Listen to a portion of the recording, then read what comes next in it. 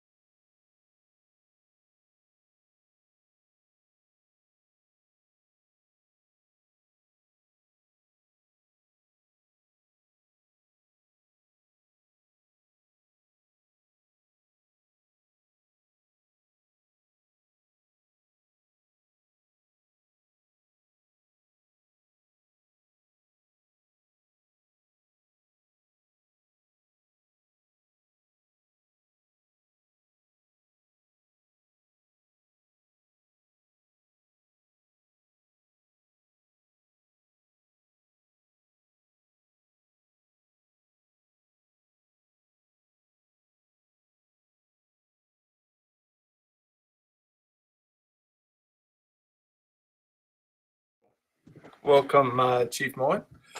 And with that, Holly, how are we looking? And Chris, maybe are we good to get started? We sure are. Okay. Well, welcome everyone. This is our fourth installment of the speaker series. Just a couple of housekeeping issues as we get started. We'll invite you to keep your mics off. We are, and Chief Mowat, I don't know that I discussed this with you. We have been recording the talks. Okay. Sure. Is that all right with you? We just, yeah, they're just on our website. We've got a site dedicated for the speaker series for people to watch the talks in case they missed them. But it'll only be up for the remainder of the school year, and then they'll come down. Sure. Okay. You can hear me all right, Michael? Yeah, your sound is great. Anyone else want to weigh in on that? Can everyone hear? Okay, great. Good. Excellent. And just a reminder, if you don't want your image recorded, to turn your camera off. But otherwise, we will proceed. So we're going to begin with an opening from Elder Stock. And then we'll get into a land acknowledgement and an introduction of Chief Mowat, and we'll turn things over to him at that point. Go ahead there, Holly.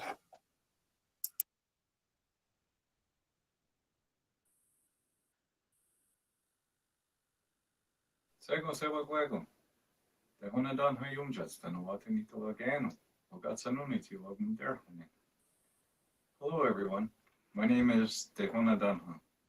My English name is Christopher Stock, and I'm from Mohawk territory. And I'm very happy and pleased to meet every one of you and see every one of you. I have been honored to be asked to open the talks on time immemorial in a good way. And with that, I will do Alhamdulillah Wadak on the Thanksgiving address, or the words that come before anything else. I will try my best to do it from memory as I was taught. You may find that I stumble a little bit as I try to do this from memory.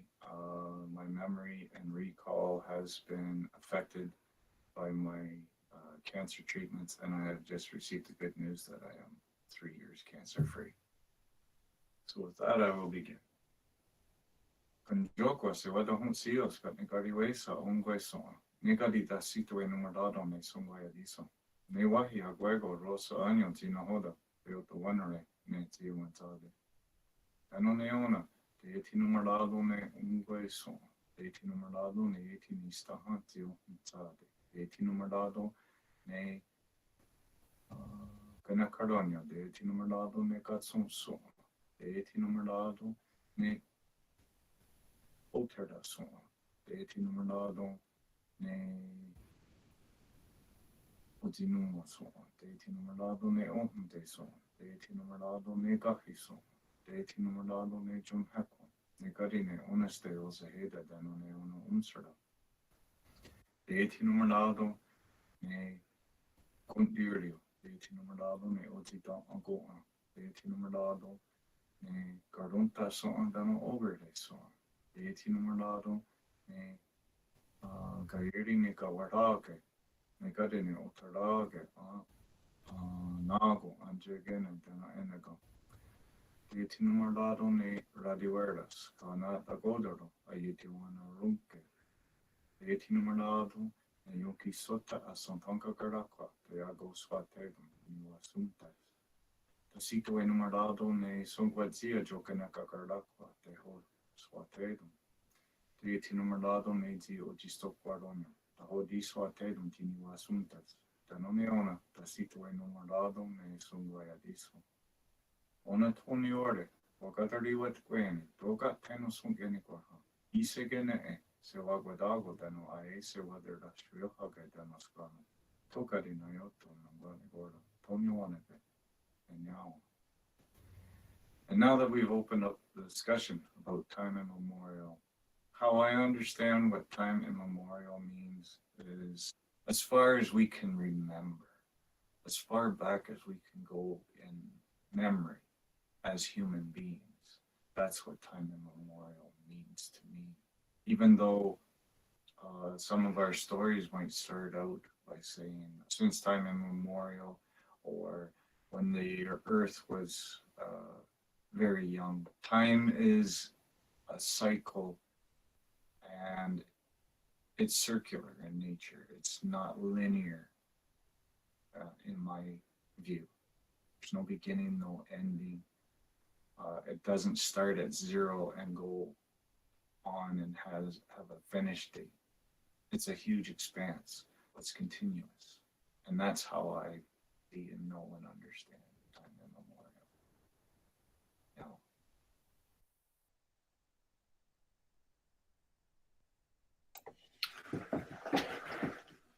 I have to send Elder Stock a big thank you for that. What you're looking at now on the screen is an image of the area I think that a lot of us are coming from tonight. I live right in the sort of middle of that picture in the Kawartha Lakes, and I love that image. I first saw it from an organization out of Halliburton, but it kind of we just chose it because it covers so much of the area, and you can see the curvature of the earth at the very back, the distant horizon. Maybe we'll go to the next image, Holly.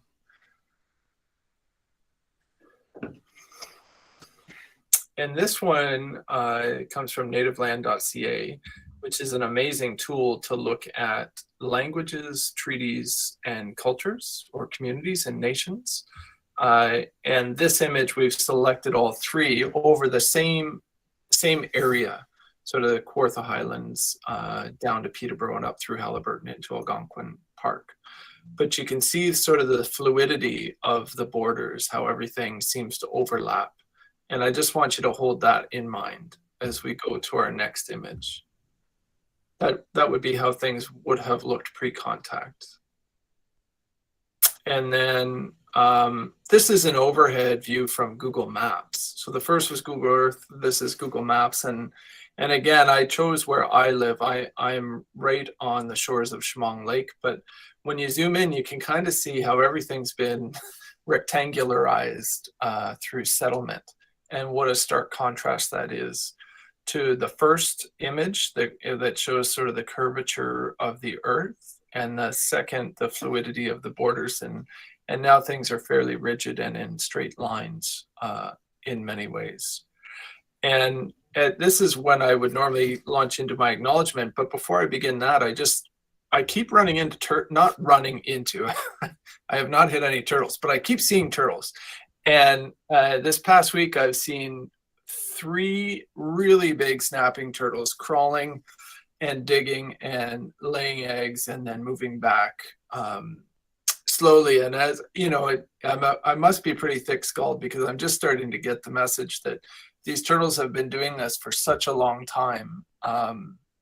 And as I think about time immemorial, this past week I've seen these turtles and 3 really big snapping turtles crawling. They've been doing and digging and laying eggs. Scope of things, how insignificant are slowly and as you know, it rows and everything. I must be pretty thick-skulled because I'm just starting to get the message doing that these turtles have been doing this for such a long time. From that. And as I think about time immemorial, this past week I've seen turtles and 3 really big snapping in an area crawling where the most recent treaties are treaty 20 scope of things, how insignificant are slowly and as you know, it grows and everything. I must be pretty thick-skulled in the grand starting really message doing that. These turtles have been doing how much special there is to do from that.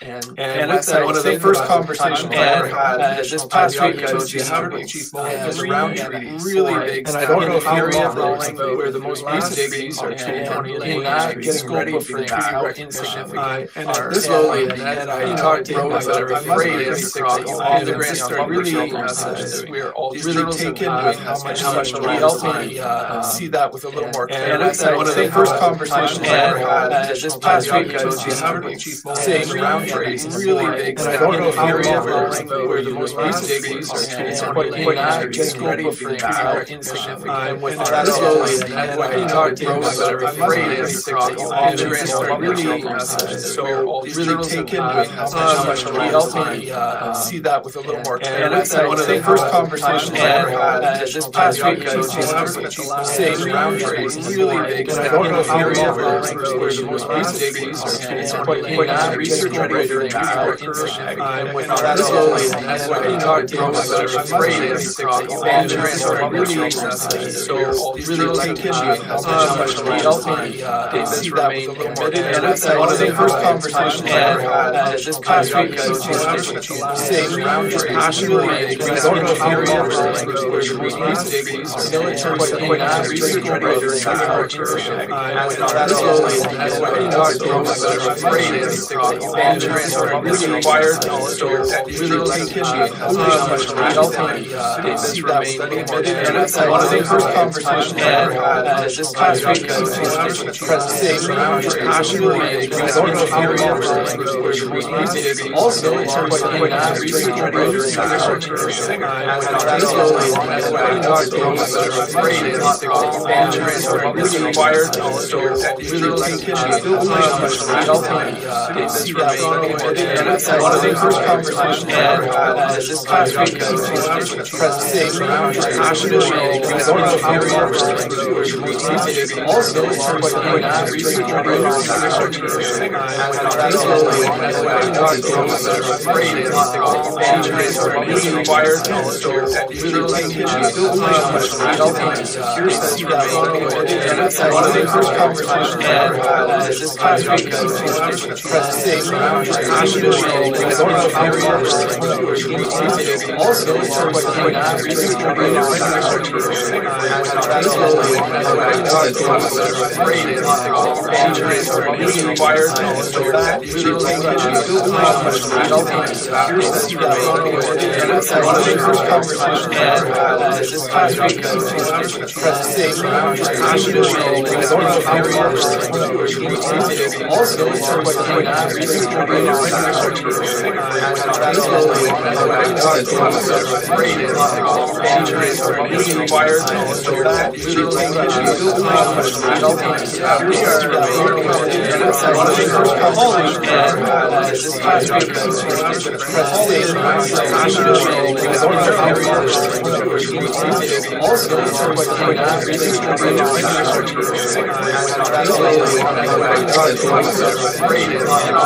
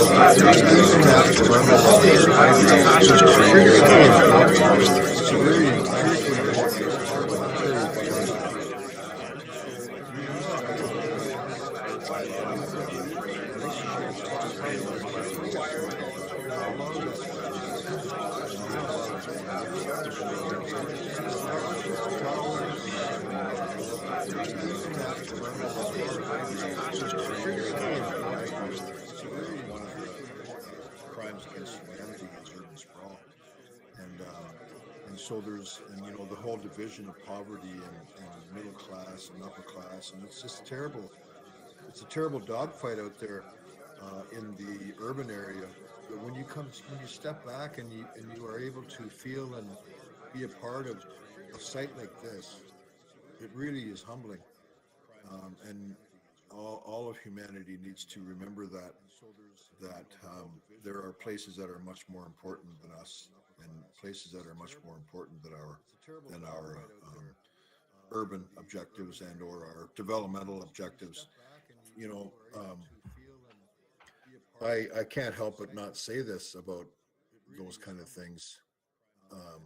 I give land acknowledgements are set in the urban area along the lakeshore in which all the development has occurred. And sometimes I wonder, where's the land? The 401 is 10 lanes and you see all the industrial development along the lakeshore, along the lakefront of Lake Ontario. And so, you know, a lot of the land acknowledgements I hear are in municipalities along the lakeshore. And but where's the land? We can't even get to the shoreline because it's built up with condominiums. And I just have to say that it's almost hypocritical sometimes. But here I am in a site that is really unbeknownst to a lot of people, but it's one of the most prolific sites in Canada, if not the world. Grasslands and the type of grasslands that exist in Alderville here are rare in the world, globally rare. So that's just something that I have to promote and say, you know, before I talk about all the other stuff. This is something here happening here that most people don't hear and see or read about. But we have a biologist on site, and we have a complete staff on site that really are you know, they're university educated, gifted people that maintain our lands here, our lands that we hold in common, and ultimately we're benefiting climate change, and we've been around longer than those kind of words have already have even been known. Climate change a generation ago really wasn't in our vernacular, but Alderville First Nation has been doing things that predate the Oak Ridges Moraine Conservation Plan. They predate the discussion around climate change. And so I just have to say that what we do here is critically important, not only to our community, but to the world. So Alderville is a relocation. It was created by survey in 1835 on the south side of Rice Lake. And I'm not sure if any of your members here have been to Alderville, but it is, okay, Holly, yeah. And it's north of Cobourg by 16 miles, 25 kilometers north of Cobourg. It was surveyed in 1835 by Frederick Rubidge, and Rubidge Street took his name in Peterborough. Rubidge Street, Frederick Rubidge was a surveyor. And in his survey notes, he said it's where Alderville ended up being. He said it's where the prairie ends. And that's interesting. At the same time, Susanna Moody and they were writing about the blue lupins and basically the same biodiversity that we manage in Alderville. They were writing about that in their books in the 1830s on the south side of Rice Lake. So we were a location from the Bay of Quinte, actually, the Bay of Quinte area. Our people were across the coastline of the Bay of Quinte in what is now the Belleville and Kingston areas. And some of the important rivers that run into that area are the Salmon River, the Moyer River, the Trent River. And our people were there when the British came. They were there when the French were still in power. They were there during the War of 1812, and they've seen a lot and done a lot and been in front of a lot in that area. In 1783, our people met the British after the American Revolution, when the British were obligated to relocate upwards of 50,000 United Empire Loyalists. So that's all history that we probably all learned. But it had a huge impact on the Mississauga Nation, on our people. Our people were less in number, and the settlers that had their eyes on this area, on the Bay of Quinte area, they were one group of others that were relocated at the St. John River in what is now New Brunswick. Others were sent to the province of Quebec, which does not resemble the province we know today, but the colonial province was a different animal altogether. And then others wanted to come to the Bay of Quinte. And so that's what occurred after October 1783. And so the impact of settlement and the surveying of townships, Mike pointed out these linear sort of style of township making and the cross hatches that we see on the map were contrary to how our people existed on the lands. And so, but the interesting thing is that our people saw the advantage of the whites moving into the Bay of Quinte because they could trade at a higher level with the non-native people. And so they they saw an advantage in the relationship on an economic level. They were more concerned with, actually, and no offense, but they were more concerned with the Mohawks moving into our territory and putting pressure on our existing hunting grounds. And that is those are one of the flip side of the concerns. One would think that they would be concerned about the whites moving in, but they actually saw an economic benefit in that. But they were concerned with more pressure being exerted on their hunting grounds. And so that that speaks to something that we may have heard about, which is called the dish with one spoon. And the dish with one spoon is called a treaty. It's called an agreement, a convention. The dish with one spoon, there's a wampum, a dish with one spoon wampum, and it shows a square sort of rectangular figure and an empty bowl. And the principle of the dish with one spoon is that there is one bowl and the knife is withdrawn and there's only a spoon put into the bowl so that everybody eats equally. But the real Doug Williams and I would agree, and Doug from Curve Lake, that it wasn't a free-for-all. The dish with one spoon, the principle of the dish with one spoon was actually protection over one's hunting grounds.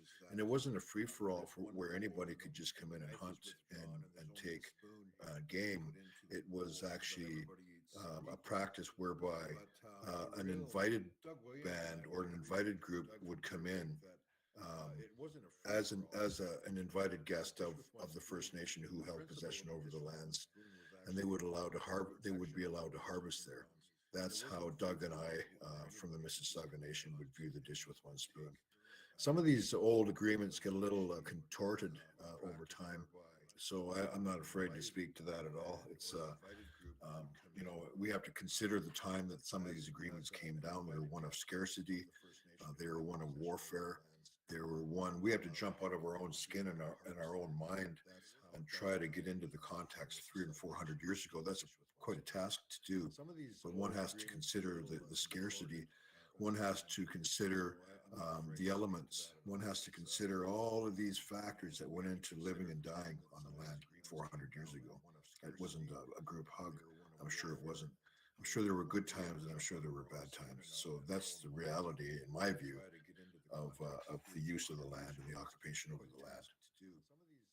So when we, so I also want to, I mentioned 1783, and that's an important date in which the British survey the first township of what becomes Upper Canada is Kingston. That's the first survey. And but previous to that, with the fall of the French, came the Royal Proclamation.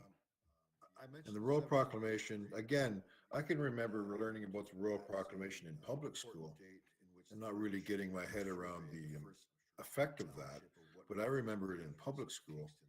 And the proclamation came down as a means to quell the violence on the frontier in 1763, when the French and the British were vying for control over the Mississippi Valley and the Ohio valleys, and when the French Empire fell and Quebec was taken, Montreal was taken, and the British conquest occurs.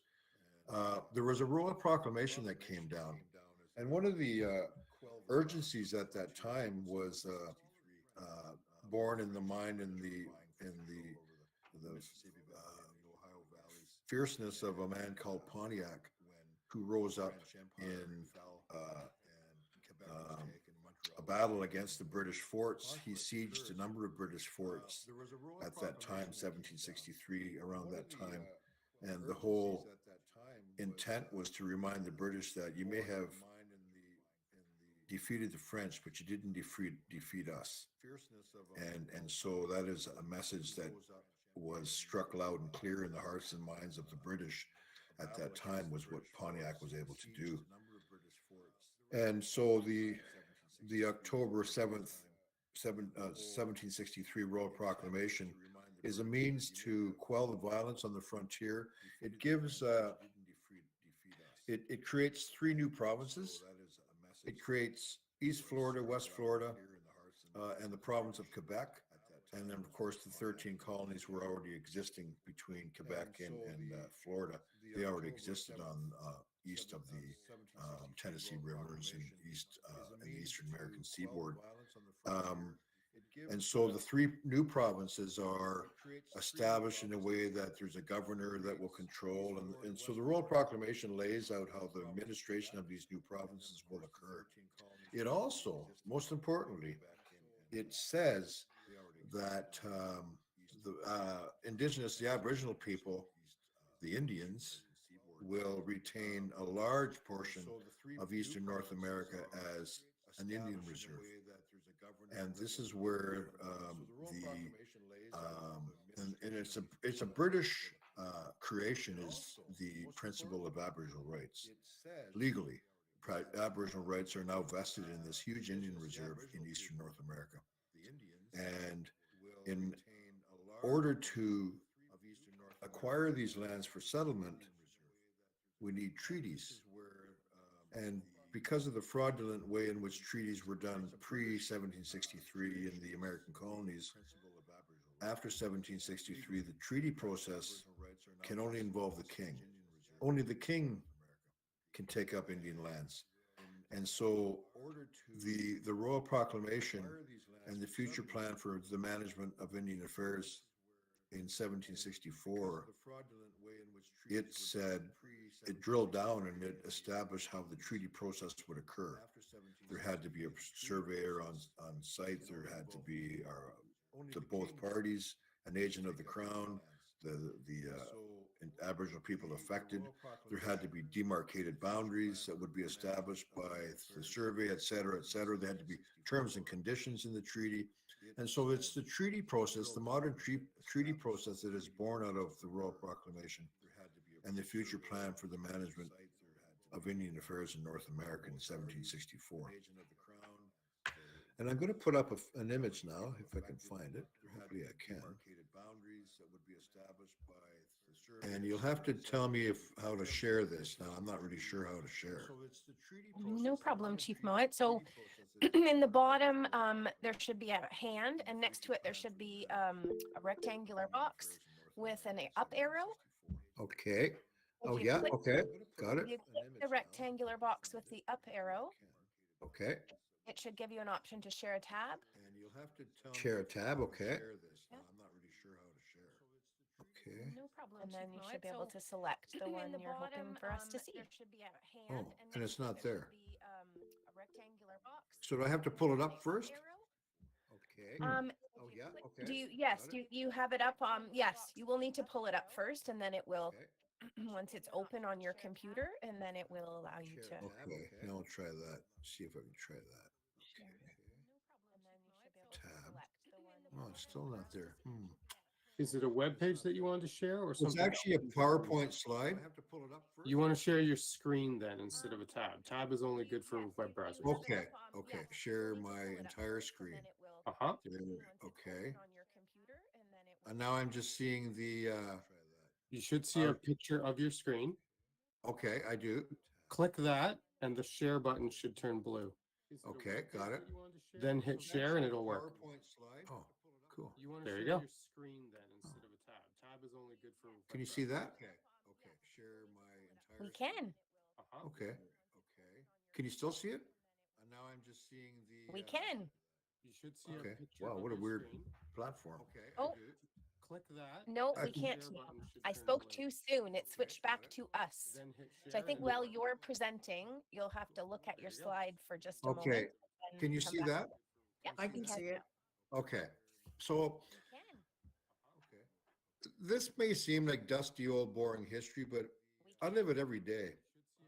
I made it a part of my life to live it every day.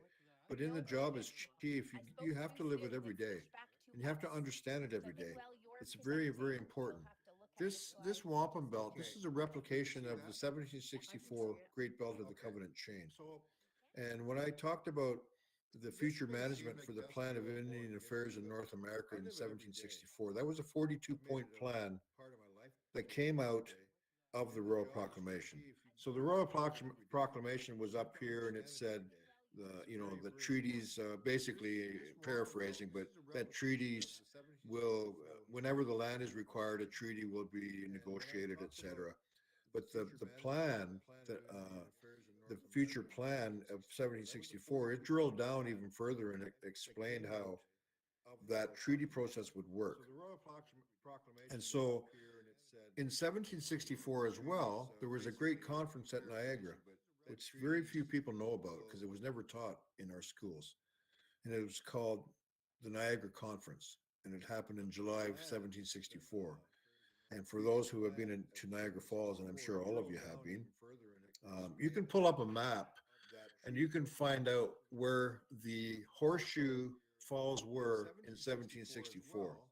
So if you're in one of those big hotels looking down at the falls were not there in 1764. They were further north. It would be actually literally, they were further north. So if you can imagine what the falls would have looked like in 1764, there was upwards of 2,000 chiefs and warriors that met the British crown at Niagara on the British side, and which is now the Canadian Niagara Falls side. And there was a great conference that took place there, and that's basically where, to coin a phrase, they buried the hatchet. And when I mentioned Pontiac's uprising or Pontiac's war or Pontiac's conspiracy, depending who's writing the history, it's been called Pontiac's war, Pontiac's resistance, Pontiac's conspiracy, etc. So this conference at Niagara buries the hatchet, attempts to bury the hatchet. And those, you can see easily, 1764 on both ends of the wampum. The two individuals in the middle are the British and the Anishinaabe, the First Nations that met, former enemies of the British at Niagara, and the designs, those shapes between 17 and the one man and 64 and the other man, those four shapes, the five shapes, are actually represent the council houses, the major council houses between Mishipicotton up around there and the Credit and Albany. And so it's a very symbolic wampum belt. Wampum was the major form of First Nations diplomacy, and wampum was beaded clamshells, and it recorded history, it recorded agreements. And so this belt was commissioned by the British, actually. It was commissioned by William Johnson, Sir William Johnson, who was the British diplomat, former soldier, and he was the superintendent of the Northern Indian Department. And so it was Johnson that commissioned the creation of this wampum belt, and he bestowed it upon the 24 nations, the Anishinaabe nations that had gathered at Niagara as a peace offering. And there were other wampum belts that were exchanged at Niagara. So it was a huge event that brought peace to Eastern North America at a very important time in the history of the British occupation and in the history of our people as well. Because the 7 Years' War, or the French and Indian War, as it was called, was very destructive. And so this is a very important historical event. We still have replications and wampum belt keepers and holders that carry this belt, and this belt is laid out at presentations and or at specific meetings with the Crown as a reminder of that original relationship with the British Crown.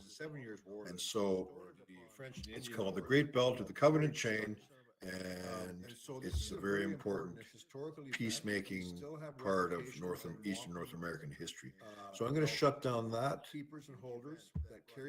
Okay. I'm out of there now, am I? At presentations and or at specific meetings with the Crown. Any questions? You'll need to press the stop presenting, Sure. stop sharing. Okay. There we go. Called the Great Belt That's of great, Covenant Chief Mowat. Chain. Good. Can you go ahead? It's a very important peacemaking part of. There's just, I'm looking in the in-call messages, somebody from Jamie from Oshawa, Hamilton, Toronto, okay, who is seeking to earn a master's degree in reconciliation. Gee, I didn't even know there was such a You'll thing. need to press the stop. Okay, so there's the 1764 Great Belt of the Covenant Chain. Very important historical event. That, therefore, really should set the stage for the treaty-making process that ensues. The first treaty, actually, after 1763, is the first treaty of Fort Stanwix in what is now the Kentucky and Tennessee, south of the Tennessee River. That's the first treaty, actually, that the British negotiate with the Iroquois, the Six Nations, in what is now the United States of America and Kentucky, Tennessee area, the Treaty of Fort Stanwix. And then subsequently to that, so history is fascinating because it moves in a sort of linear fashion. And if we follow the timeline, we can learn a lot about the British intentions at this time of colonial history, which kept them safe and secure in this area, but it also had a huge impact on the First Nations. Critically important to know is the impact of colonial decisions and British decisions on our First Nations people. In 1774, the British passed through Parliament the Quebec Act. And the Quebec Act was a bold legislative move on the part of the British, and it secured to the French their freedom to practice their religion and Roman Catholicism. It protected the Roman Catholic Church. It incensed the American colonists. It incensed them and it drove them to war. And in 1776, we have the war, American Revolution breaks out. So it's two events that are seen to be the spark that caused the Americans, the British, to go to war. And that was the Royal Proclamation of 1763, which said that no settlement could occur west of the Appalachian Mountains in and on the newly established Indian Reserve, which was a huge mass of land in eastern North America. And then the Quebec Act was the final straw that brought the British and the Americans to war in what is the Revolutionary War. So that had a huge impact on our people. And so out of that then rises the United Empire Loyalists move to the Bay of Quinte. And at the Bay, the first land purchase that we concern ourselves with locally is the Crawford Purchase in and around the Bay of Quinte. And the Crawford Purchase was in October 1763. There's very little documented about it by William Redford Crawford, a British officer. The northern line is purported to be as far as a man can walk in a day, and which sounds pretty harebrained now when you think about it. Was he a short man, a tall man? Was a wind to his face, to his back? Did he walk through swamps, over hills? You know, it's kind of harebrained to think that you would conduct treaty negotiations like that, especially when the Royal Proclamation already spelled out how treaty should work. And so the Crawford Purchase is pretty harebrained and poorly documented. I'm going to take a look for a picture of it if I can. Did he walk through swamps, over hills? Just bear with me for a minute if that's okay, Mike. Conduct treaty negotiations like that, especially when the Royal Proclamation already spelled out how treaty should work. And so the Crawford Purchase is pretty harebrained and poorly documented. Okay, now I'm going to go to that. Take a look for a picture of it if I can. Did he walk through swamps, over hills? Just bear with me for a minute if that's okay, Mike. Treaty negotiations like that. Okay, I've lost where I am here. I've lost everybody. Are you there? Yeah, we've still got you. Okay, I've lost everybody now. I don't know how that happened. Go to that. If you open your browser, we might pop up in your browser. Just bear with me for a minute if that's okay, Mike. Okay, I've lost where I am here. I've lost everybody. Are you there? I don't know how that happened. I lost everybody. Okay, I've lost everybody now. Okay, hang on. There we are. Okay. Okay, now I have to do the your entire screen. Okay, share.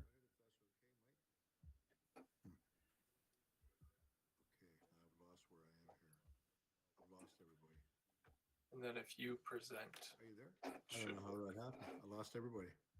Okay, I've lost everybody. Okay, hang on. There we are. Okay. Okay, now I have to do the your entire screen. Now I lost the file. Okay, share. Stop presenting. Okay, it says I'm presenting to everyone, and then if you and I don't know how to show my picture. I don't know how that happened. I lost everybody. yeah, you are presenting. We see your desktop as you see it right now. So Yeah, I'm trying to show that. I'm trying to show a map. Now I lost the file. Okay, share. I think all you'd have to do is, if you know where that map is Stop open it presenting. up, Okay, it and says I'm and presenting it should to take up your everyone. whole screen, and we'd be able to see And I it. don't know how to show my picture. Chief And I Mowat, opened it up already. Yeah. is it the tab at the top where it says sketch treaty harvesting rights? Yeah, I'm trying to show that. Yes. I'm trying to So show a back map. to where you just were a moment ago, because it is open. Okay. And just at the very top, you'll see it's I just think all another you'd have there. to do is, if you know where that map is open it up, Okay, it and says I'm and it presenting. should Do you take see up it? your whole screen. We You did for a moment. If you click back on that tab at the top again there, then we see it, and you won't see us for a second, but we see the map. Yes, we see it now. Sketch Okay. treaty harvesting rights. Yeah. Sorry about that. Yes. This So is a back to totally where you new just were a moment ago, platform. because it for is me. open. No The need to Crawford at the very purchase top, in the you'll green on the see, right, the Crawford just purchase another on the there. right. You see that? And you'll see the Salmon River, the Napanee River, We did for a moment. If Collins you click Creek. back on that tab at the top You're going to again see there, then we the see Trent it, River and you right won't on the see us for a far second, but left we of see the that map. Yes, we see it now. treaty, Sketch that green treaty area. harvesting rights. That's a Crawford purchase. That's Ontario's So back- perspective of how the Crawford purchase No need to was demarcated. We had a different view towards what the Crawford purchase looked like in our testimony when we went to trial. But suffice to say, that's what the Crawford purchase is legally in our settlement between Ontario, Canada, and the First Nations. So the Crawford purchase, a large area, it goes almost over to Brockville on the far east, and it comes down to the Trent River on the far west at Trenton. And then it goes above to around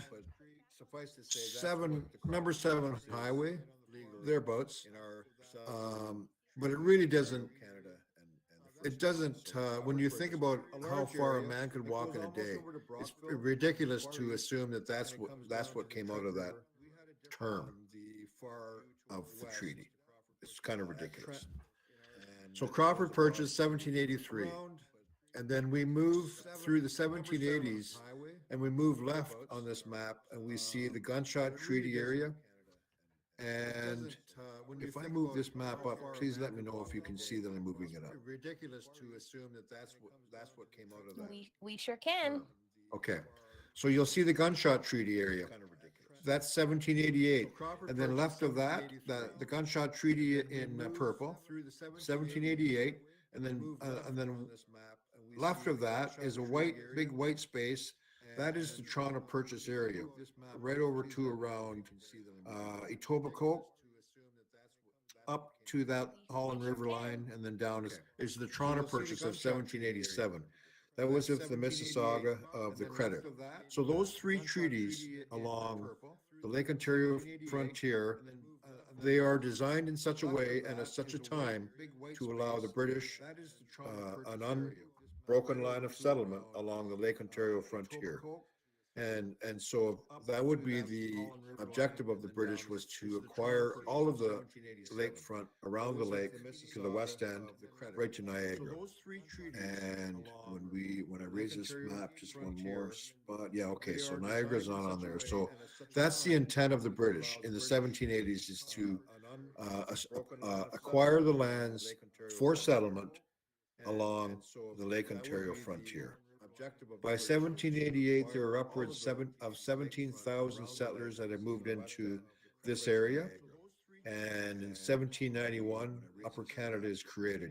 So in a real short period of time, in 8 years, in the 1780s, we see how settlement now starts to encroach upon the First Nations traditional economy. And there was never any warfare in this area. Our people were again welcoming, and they welcomed the settlers into the area. But it was that clash of sort of worldviews when it came to settlement that plays out in the late 1700s and then into the 1800s. And so it's pushing 5 to 8. So I'm going to just, if there's no questions, I'm going to just move up to above the gunshot treaty area in treaty number 20. Treaty number 20 was negotiated in 1818. To the right, the green treaty number 27, 27 and a quarter. That's 1819. And then 16 and 18 over on the blue treaty areas on the left of Lake Simcoe.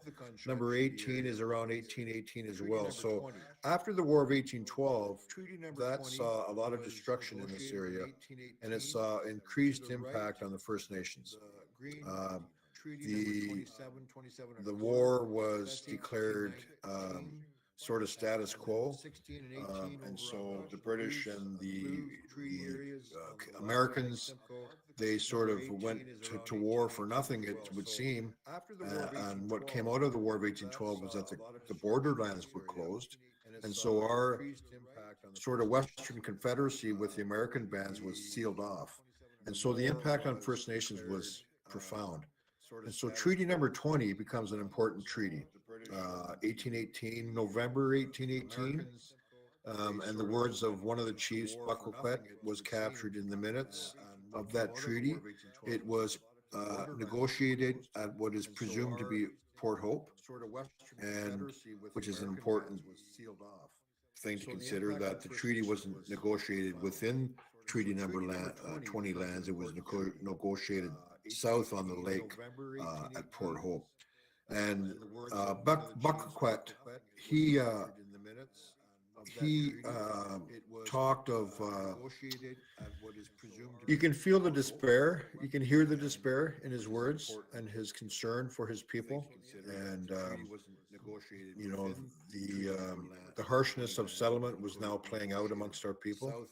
And so treaty number 20 becomes a very important treaty, because in that treaty, Buckaquet and the other chiefs were concerned about reserving points of land, islands to themselves for their gardens and for their communities, etc. And so that would play out over time and play right out until 1977. And I'll explain that in a bit. So treaty number 20, treaty number 27, 27 on the quarter on the right, green. That's 1819. Again, after the War of 1812, our people are sort of on their heels at that time. And there's a hope that Treaty 20 and 27 will bring increased settlement in away from the early treaties along the American frontier. And so 20, 16, 18, 20, 27, they are all important treaties that will see, hopefully, the British be able to settle those areas away from the American aggression along the borders. And so in treaty number 20, we have Peterborough, which is sort of the main center that settlement takes place around. And then we have lesser communities like Lindsay, and then communities throughout the Kawartha Lakes. In 27, it was always less populated, and it still is today. But what it did, Crawford and 27 gained to the British access to the Rideau Canal, what would become the Rideau Canal system. So the Rideau River, the Cataraqui, the Rideau Lakes, and then upwards to the Ottawa River. That was the main function of the British on that side. And so you can see, and when it comes to 20, and then we see how the water route up the Trent River, up to Rice Lake, up to Peterborough, the first rapids are below Hastings, and then above, and then at Hastings, and then at Peterborough. And then we can see that water route, which becomes the Trent Severn Waterway, will take one all the way to Georgian Bay, and then from Georgian Bay all the way up to the west. And so gaining possession over those inland waterways was critically important to the British. When I show you the Toronto Purchase, which is Toronto and Etobicoke, York, Vaughan, that when you see the Humber River was the important route up to the Holland River and the Holland River into Lake Simcoe, and then from Lake Simcoe at Barrie across to the 9 Mile Portage up to Nottawasaga River, or up to what is now Aurelia across the Coldwater Portage to Georgian Bay. And so those inland water routes were important for the British to gain a routes inland and gain a foothold inland and away from the early treaty areas. So 9 Mile Portage up to Nottawasaga River, or up to what is now Aurelia across the Coldwater Portage to Georgian Bay. And so those Oops, I'm sure he'll be right back. water routes were important for the British to gain. He's doing amazing with it, navigating a new platform. We've all done it. Treaty areas. Have we ever? Me many times. Nottawasaga River, or up to what is now Aurelia across the Coldwater Portage to Georgian Bay. And so those Oops, I'm sure he'll be right back. water routes were important for the British to gain. He's doing amazing with it, navigating a new platform. We've all done it. Treaty areas. Have we ever? Me many times. There we go. You're with us, but you're on mute there, Chief Mowat. Did I go through all that for nothing? Did you see that map? We did. We saw the whole thing. It's just when you stopped sharing that you Okay. disappeared. We've all done it. Man. Okay. Sorry about that. This is cumbersome. It's all Okay. great. So I brought you through the early treaties. You're And with us, so but you're on history, mute you there, know, Chief it Mowat. becomes pretty Did I go through all that for nothing? Did you see oppressive that for our We community. did. The We saw the whole Mississaugas thing. at the It's just when bay you stopped sharing that you become disappeared. encroached upon. Okay. They, Sorry about that. This is cumbersome. the Tionega Mohawk territory is surveyed I brought you out of the through Crawford early Purchase, treaties. after the Crawford Purchase. So the history, Mohawks you know, move into that area.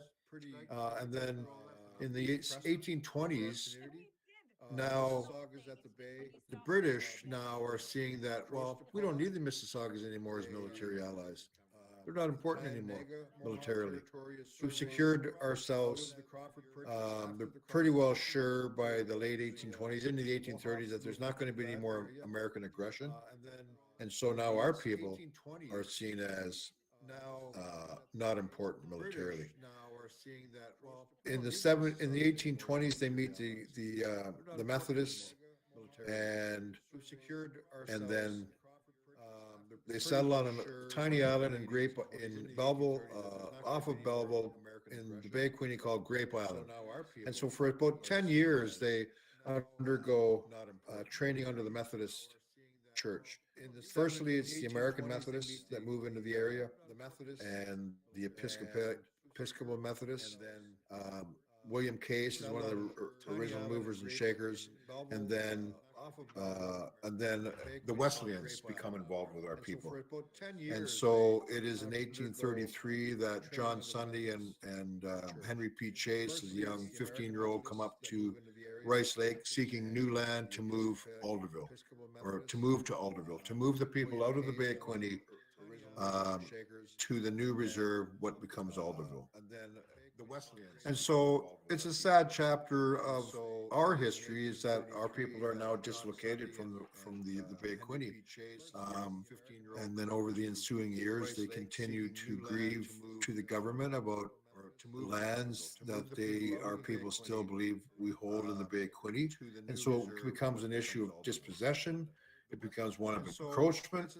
It becomes one of not honoring the treaties, the early treaties. When we hear about we're all treaty people, you wouldn't want to be a treaty person in that period of time. they were the most despised. Our people were some of the most despised people along the Bay of Quinte, and that's just the truth of it. They were despised. Our people's, any sense that they had rights was not viewed in any positive manner. And the British, I think, did a lousy job in upholding our treaty rights or our Aboriginal rights in that area. And so the Methodist Church becomes a linchpin. It becomes really critically important to our people's survival in the face of this attitude. The Catholic missions, they occurred in other places along Lake Huron or further west. The Anglicans were involved in certain Indian missions. So there was different, Indian mission work goes back to the early 1600s in this area, down to the Maritimes as well. So there's been a lot of denominations that have been involved in quote unquote Indian mission work. But our people became devoutly Methodist, actually. And the one thing I hold the Methodist Church to account for is that they didn't advocate for a larger reserve for us here on the south side of Rice Lake. By the 1830s, the sense was that our people were going to die out and they would be extinct. And so where was the incentive to give our people much of a land base? It's really a matter of being overrun by the surrounding agrarian society. And our people were expected to be farmers. And so you have this imposition of British colonial law coming down on the heads of our people. And then by the 1840s, this effort to now educate them. And so Egerton Ryerson he's the author of a report, the Ryerson Report, in which he advocates for the industrial school.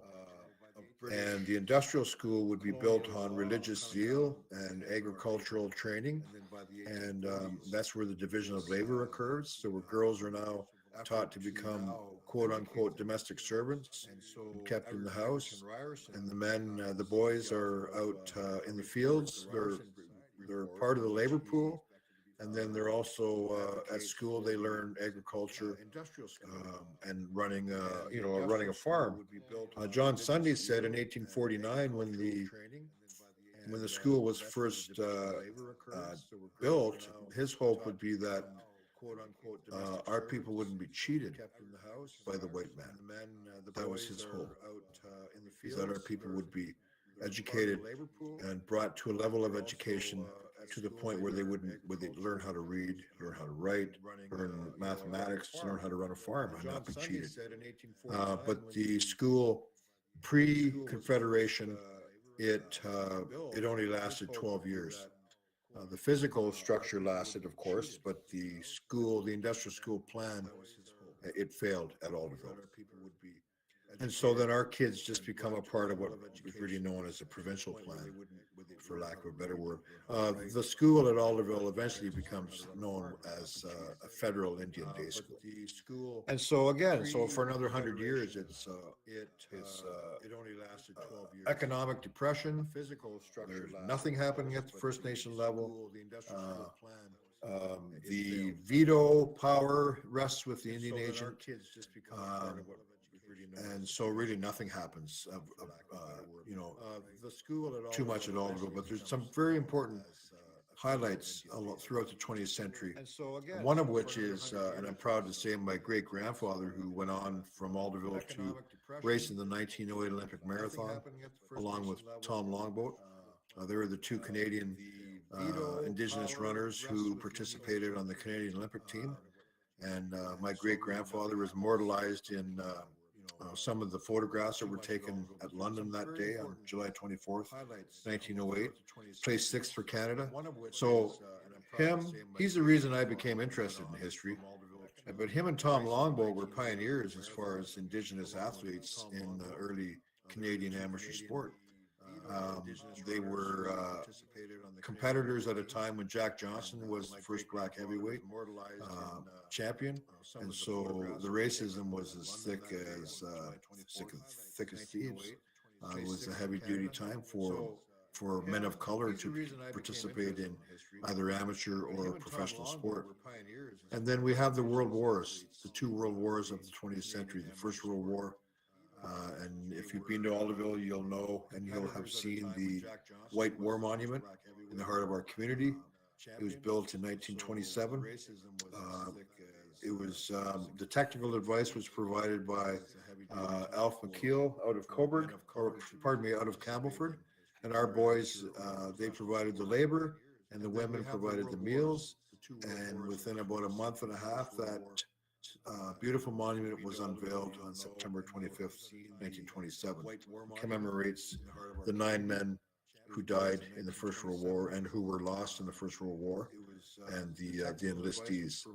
There were 4 men that never found a grave. 3 of those men have their names inscribed on the Immemorial in France, and 1 has his gate inscribed on the Menin Gate in Ypres, Belgium, and then the 5 others are buried in either France or Belgium.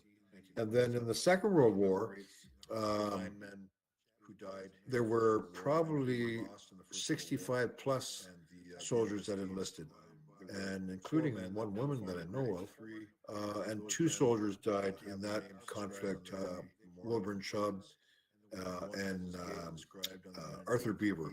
And Wilburn Chubb he died in Italy, and Arthur Beaver died in France. And so it's a very proud beacon, in the heart of Alderville First Nation. So then as we progress through the 50s, 60s, 70s, then we see, all these milestone dates. We eventually get to 1982 and the repatriation of the Constitution. And that changes everything. Then you have Section 35, and it's Section 35 that is a very critically important part of the Canadian Constitution that says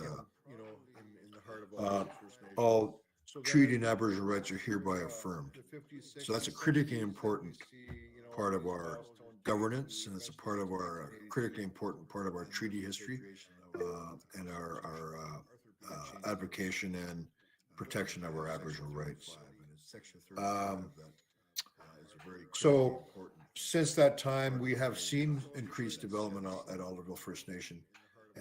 And so here we are. Treaty and Aboriginal rights are here. We've seen the settlement of the Williams Treaty Settlement Agreement in 2018, which was a huge advancement for our communities. It was a $1.1 billion financial deal. It gave us a legal land entitlement to 77,000 acres, 11,000 acres per First Nation, and it reaffirmed our constitutionally protected harvesting rights in those colored treaty areas that I showed earlier on that map. Those are what are called the pre-Confederation treaty areas. And so we have reaffirmed harvesting rights in those treaty areas. And so from a consultation sort of perspective, it gives us a stronger voice.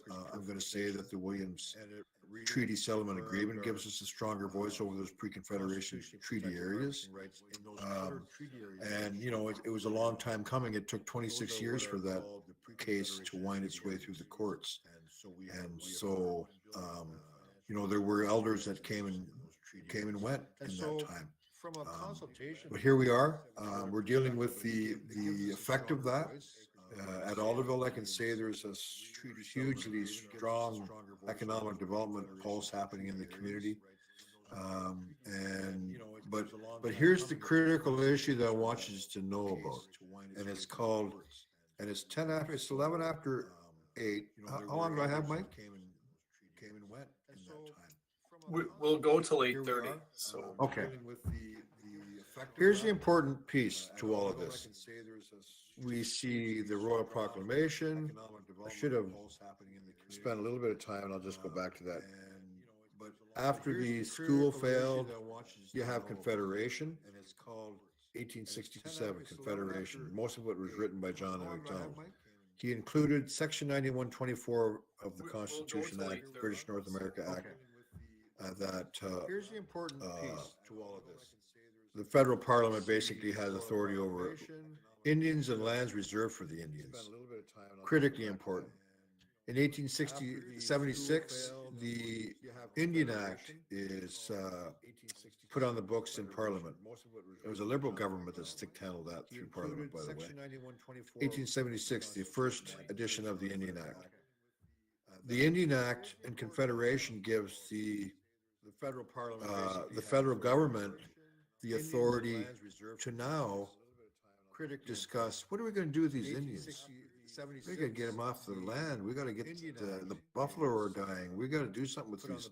They've already attempted this in Upper Canada. They've had our people on small, tiny reserve for 40 years, and it's proved not a hell of a lot.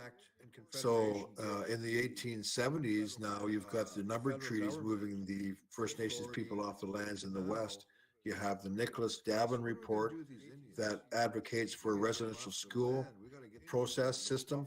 And in 1883, you have the residential school system that is created and legislated by the Canadian government, by the Dominion government, not the British, but by the Canadian Dominion government.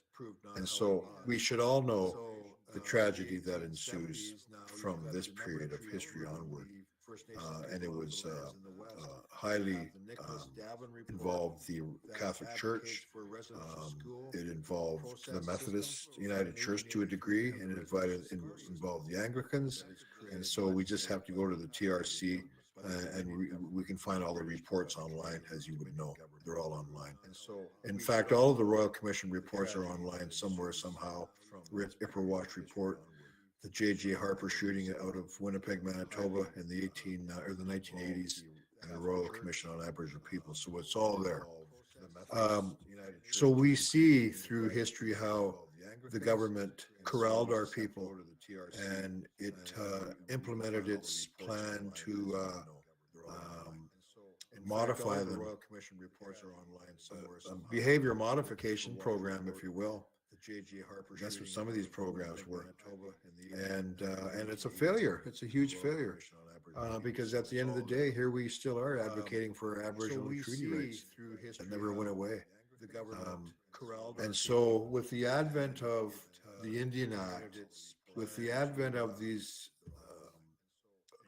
legislative attempts to undermine our self-governing principles, with all these legislative attempts to turn us into something else and to, in essence, remove our communities from the political map, that all failed. And so here we are now advocating for our place in Confederation. And that's what I say. That's what I say to whoever wants to listen. We want our place in Confederation, because under the Indian Act, and I'm going to give you one critically important example of how this fails us. We have an issue of excess soil being brought into the community. We had an issue of excess soil being brought into Alderville First Nation last fall. And you can go online and you can find out what, quote unquote, what excess soil is in Ontario. It's regulated. There's a regulation around it. The movement of excess soil. And this is how it happens. When a strip mall is demolished in Toronto for a new development, well, they got to take that soil and that used soil and blocks and bricks. They got to move that somewhere. Well, some of it ended up in Alderville. And we're talking thousands of loads that ended up in Alderville. And when this started to happen, we had no authority, legal authority to trigger and kick in right away to stop it from happening. We had no legal regulatory trigger that could have stopped that, could stop that. And so I've been now 9 months fighting, and the fight's getting easier, but I've been 9 months learning about how to stop this from occurring and reversing what has occurred. And it's all because of a regulatory gap. Ontario allowed this particular, or 4 source sites in Toronto that we know of, allowed these sites to release excess soil to Alderville First Nation. It could have went to Cobourg, and I'm sure excess soil has gone, to Cobourg, Peterborough, you name it. They use it legally, to build up a base, say for a large subdivision area, you name it. But under the regulation, a First Nation is not even mentioned in the regulation. So I'm saying, well, it's illegal what occurred here. This is on you, Ontario.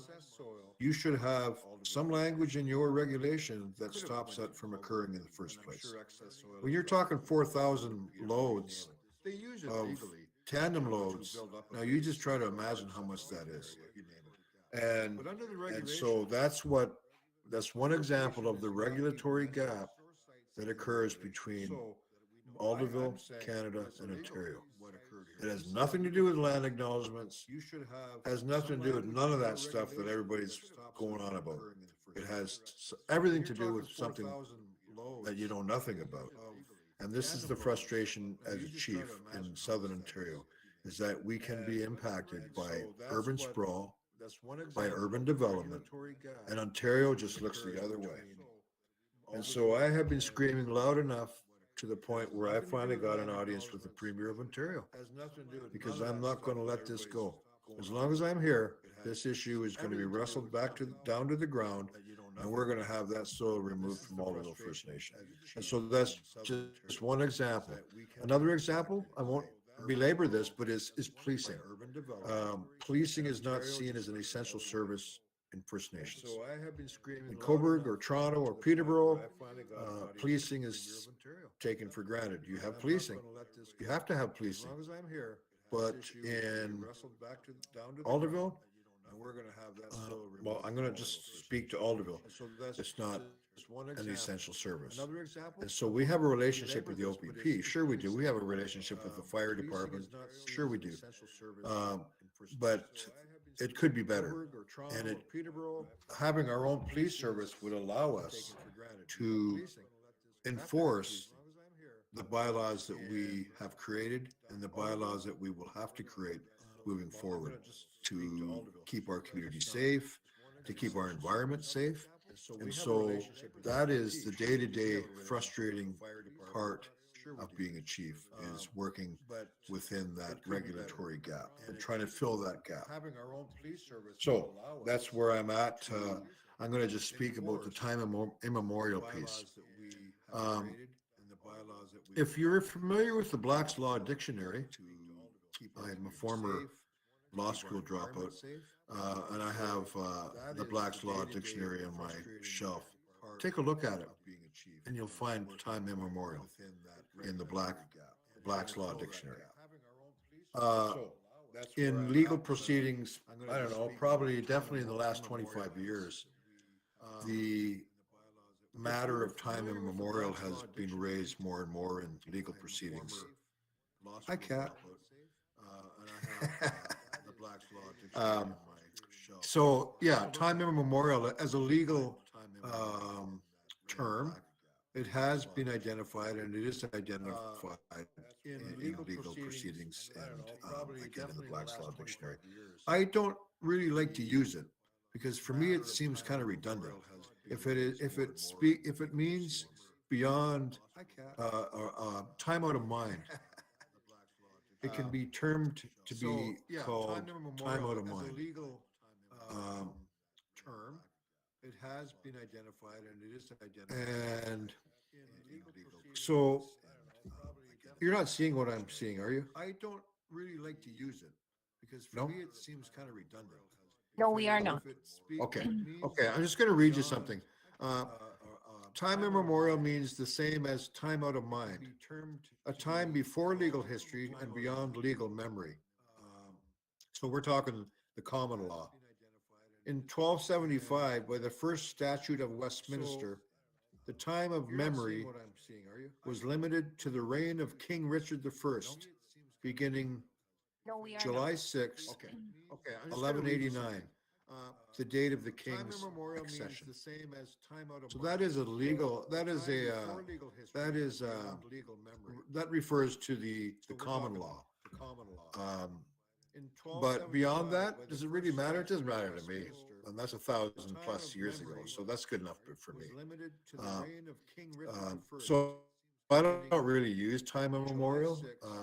The Mohawks said at one time that since the world was the world, I think that's pretty cool. So that is a But for me, as a wild rice harvester, I could show that I harvest and process wild rice the same way that it's always been done as far as our people could ever remember, with the exception of having the iron pot.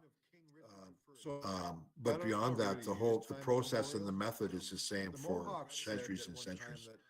And so I don't get too hung up on the time immemorial thing. It seems to me to be kind of empty. If it means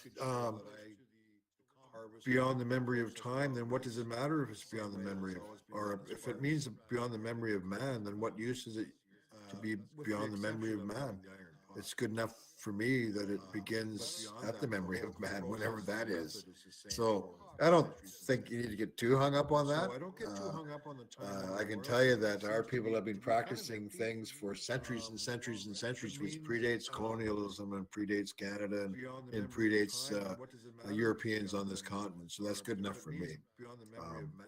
Other than that, it's 8:23, and I just want to touch on land acknowledgements. I have helped some of the municipalities along the lakefront, such as Clarington, Cobourg. I've worked with Brighton, Port Hope, Oshawa. I've helped them on their land acknowledgements. I've helped some of the universities. I've helped some of the child and family service agencies that work within our catchment area. And of course, DBCFS, for instance, is one of the child and family services agencies. It goes right up into Halliburton and it goes up into your catchment area as well. So I'm always mindful when I'm helping to write a land acknowledgement, what treaty area you might be crossing over. I'm always cognizant of that because us from the Mississauga communities, we are the treaty and the rights holders in this area. And that's where we begin and end our sort of discussions around this, is that we're the rights holders and we're the treaty holders in this area. Yeah, there were a lot of people that use this area, but you know, I reburied an old man on an island in Rice Lake, was estimated to be 3,500 years old. Ethnically, we don't know who he was. He was probably one of our long ancestors from a long time ago. But what I find is that with these land acknowledgements, there's different groups vying for their place on the land, and it creates a bit of conflict. So I just have to tell people to be mindful of that. There's conflict. I can remember growing up where nobody cared about our First Nations. I'm just going to tell you flat out, nobody cared about our First Nations. They didn't give a damn about who we were. They didn't care about where our communities were. They didn't care where our people lived or died. And that's the truth. And so, you know, as long as your heart is in the right place, and as long as your minds are in the right place, and your you know, your education philosophies are in the right place, then you're doing the right thing. That's fine by me. You know, I'm 11:25 or 8:25. You know, that's fine by me. I don't think that people need to get hung up on this kind of thing. Just like I don't get hung up. I'm not a Catholic. My dad was a Catholic, and my aunt is a Catholic, and I went to a Catholic mass one time, and I didn't know what I was doing. And she said, just do this. And she showed him what to do. And I thought that was cool. That worked for me. So I just don't get hung up on it. I'm not a traditional person. I'm a political person. That's what I am. I have to be, because we're fighting a force that needs a strong leader to fight back. And I don't want to sound like I'm mean or military thinking. I just mean to have, you know, a strong leader that knows the law and knows how to speak the language of David Piccini and Justin Trudeau, you name it. Somebody that knows how to speak that language, and I know how to speak that language, and that's what a leader has to do. And we have to give our trust over to the staff that work for us to hold down good recreation programs and good social programs and good health programs. You know, that's all. Daycare, you know, in our communities, all those people are gifted and certified to do all that. And we have to trust that they're going to do that. And, you know, we have to deal with that kind of stuff. Being a chief and on the council, we have to deal with HR and all that kind of stuff. But I try to keep my mind and my eyes to the political sort of dynamic that's happening up here that's really impacting us. That's the critical piece for me. So, and then I go play a gig every weekend, and I come down, and I sort of like I'm lucky. I'm lucky to be able to have that. So, I didn't share a lot of graphics with you tonight, but I just got on a tangent here, and I think you need to hear it full out. Just before it's 8:27, John Henderson, mayor of Coburg, he asked me to be involved in the platinum. Queen's Platinum Jubilee ceremonies, and I didn't want to sit on the stage at the bandshell in Coburg. I didn't want to do that, but I did tell him though that I said, for all the people that say get rid of the monarchy, what use is it? Well, you get rid of the monarchy, then you're getting rid of that important, critical history that's tied between us and the crown related to our treaties. So if you get rid of the monarchy, you're going to hear from the Cree. You're going to hear from. I'm going to say you're probably going to hear from every First Nation person in Canada. And you can't just throw away the monarchy because you're throwing away a critically important part of British and Canadian history, which is the treaties upon which we have been able to carve out our lives across this beautiful land. So I want to thank you for coming out and supporting live entertainment, and I'll leave it at that. You're going to hear from. I'm going to say you're probably going to hear from every First Nation person. That's great. Thanks so much, Chief Mowat. And we are just about at time. So I think normally that was impeccable. Yeah. You're right at 8:28, 8:29. Yeah. That's a fantastic timing. I want to thank you for coming out. And I, as much as I've been reading about Crawford Purchase and gunshot treaty, I think I've always got stuck, but really been interested in the gunshot because just by the name of it, it provokes a lot of questions. But I had no idea that the Crawford Purchase, the northern border was determined in that way. I had no idea. Yeah. Walking a day. And very similar to gunshot in a way, wasn't gunshot the sound of a gun fired on the shore of Lake Ontario? As far as a common musket could be heard. And so here's another thing. So my interpretation is that the man or the men stood about one chain off the shore in towards, off the shore. So one chain in. And then shot the gun. And as far as a common musket could be heard, Robert Potash said they must have shot a cannon because they went all the way to Rice Lake from Lake Ontario. But so a common musket, now that'd be like a 10 gauge shotgun thereabouts. I would not hear a 10 gauge shotgun from Coburg on King Street all the way to Alderville. No way. But anyway, the what I believe would happen is that so the gunshot was one chain or thereabouts in from the shore over that riparian zone, and then the line was drawn so that our people would maintain possession over that riparian zone, that harvesting zone, and that camping zone, and that very prolific gathering area along the riparian zone, not just along the lake, but along rivers and streams. And that, of course, that interpretation fell by the wayside. And here we go. We've had to fight to get back on the water for 250 years. That's my interpretation. Yeah. Geez, every time you're providing insight, I just keep coming up with more questions to ask you, and it's making me think that if we have an opportunity to bring you back for this type of thing, it would be just amazing. Especially there's heightened attention paid toward treaties in the fall, so. Yeah. Maybe I'll keep talking to you and Holly and see if we can't do this again. I'm sure there are tons of questions out there, and we'll invite people to share them in the feedback form. If you have questions tonight that have gone unanswered, or you've had a thought that's come to you and you'd like to share with us, share them in the form, and that way, as we're talking to Chief Mowat for next year, we can pass those along. Sure. But in closing, I just want to say how much I appreciate both your touching on, I mean, of course, the history.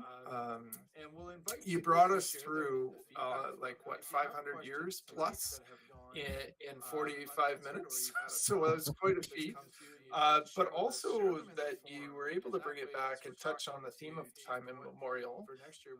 And almost more importantly, I would say land acknowledgements, because I think everyone is thinking more critically about those just by nature of having signed up for the series. And it is so important to hear what people think and how they're perceived and received. And sometimes we get carried away with wordsmithing or and miss kind of the forest for the trees with what a land acknowledgement can really be, and how what I'm hearing from you is like, get into it and do it. And if you feel like you missed on one, you've always got your next one to come back and Yeah, then give me an email, send me an email. I'll come meet with your group and we'll hash it out. That's the best way to do it. Definitely. That's the way I'd like to do it. I've gone right into council meetings in municipalities and presented the treaty history. And then we can talk about that. And then when we talk about the regulatory gap, and then when you understand that that there is no environmental law here in Alderville, that we have to struggle for that, that there is no stewardship in the sense that, say, the Planning Act acts in that way, hopefully, or the Environmental Act, then you'll learn how difficult it can be sometimes to craft a land acknowledgement for you, when I wish I could do the same for me. That's a critical piece here. Just don't want to belabor it, but I'm on the edge of the Black Oak Savannah, and I'm lucky, and I fought for that to protect it. But we still don't have anything in law that protects that at the ground level. It's by convention, it's by community force, if you will. But what's to say after I'm long and gone that somebody's not going to come in here and drive a road up through there? So these are the things that I concern myself with. On the land acknowledgement, you just give me an email and we'll work on it. Still don't have anything in law. Well, that's tremendous. And I've actually seen people asking that very question: would it be okay to contact you? Oh yeah, I'm a former student of Justice Murray Sinclair. So these are the things I'm a proud former student of Murray Sinclair, and look what he did on the land acknowledgement. So you just send an email anytime you want, and I'll be here. What do they say? Your obedient servant. No problem. The other thing I wanted to mention, I had heard your first powwow in what, 3 years, 2.5 years is coming up in Alderville? July 9th and 10th. July 9th. Of this year. Yeah, of this year. Drop in if you can make it, please do. Okay. Well, that's great. I didn't know if anyone, we've got people from Oshawa and all around, so I don't know. Oh yeah, come on down. I think what we're going to do this year is probably use a shuttle system so that you can park at the community center or the ball field, and then we'll shuttle people back and forth. July 9th. And we've been investing in our powwow grounds over this year and last year, so hopefully the hydro will be pulled in the next month. But we've drilled a well, and it's been a lot of investment put in the powwow grounds. So we're pretty excited about this year. I think what we're going to do this year, maybe one last thing, Chico, with the Black Oak Savannah, is that accessible if people wanted to see what it was about? Yes, we have about a 3-kilometer trail system, and we can arrange to have a group take it through the trail system, and it'll explain everything from what's existing in certain quadrants of the Savannah. And we have a biologist on staff, and I live next to it too. So if I ever want to, I could be your tour guide as well. So yeah, it's a remarkable place. It's where the spirit lives. 3-kilometer trail system. Well, thank you so much. That's incredible. What a nice gesture. And we are now we're 8:36. So time flies. Perfect. Especially time immemorial. I gotta go check out the Tampa Bay Lightning now and the New York Rangers. Yeah, very good. Very good. So a huge Chi Miigwech to you, Chief Mowat, for joining us, and to all the participants. And we will follow up shortly. To all those watching, we'll be posting the recording on the website, Perfect. at least for the rest of this school year, if you wanted to catch anything that you missed. I gotta go check out the Tampa Bay All right. Lightning Thanks a now lot, and the eh? New York Rangers. Thank you. Miigwech, care. Chief Mowat. Very good. Okay. Mamapi. So Mamapi. a huge Chi Miigwech to you, Chief Mowat, for joining us, and to all the participants. And we will follow up shortly. To all those watching, we'll be posting the recording on the website, Perfect. at least for the rest of this school year, if you wanted to catch anything that you missed. I gotta go check out the Tampa Bay All right. Lightning Thanks a now lot, and the eh? New York Rangers. Thank you. Miigwech, care. Chief Mowat. Okay. Mamapi. Mamapi. Huge Chi Miigwech